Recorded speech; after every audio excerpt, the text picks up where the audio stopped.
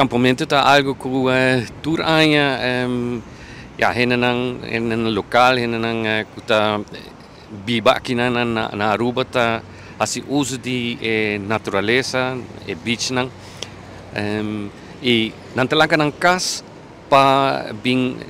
disfrutar di weekend di Pasko un weekend di kuting un tradisyon Cristian na onde Jesus abai ila resucita e awoki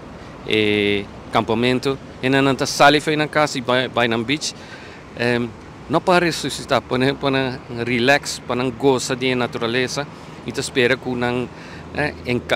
carga na mes llena ng mes ku experiência novo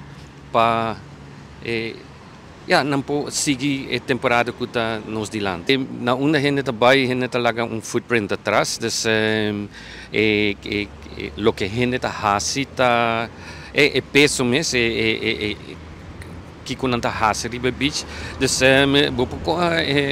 comparar com se gente não bem hace rugby ou futebol riba beach, footprints não tá full diferente com ora não gente vai hace dominó. Footprint ta queda na parte local.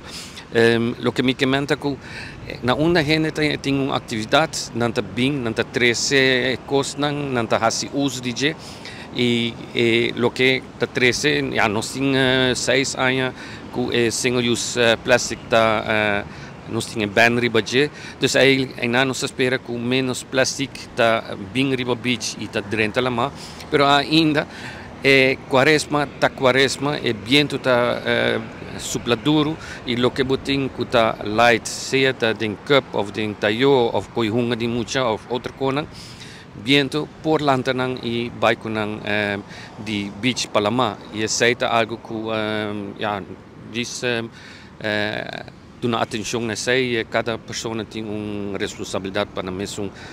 lugar na una nanta queda mas coisa que não tem responsabilidade na casa.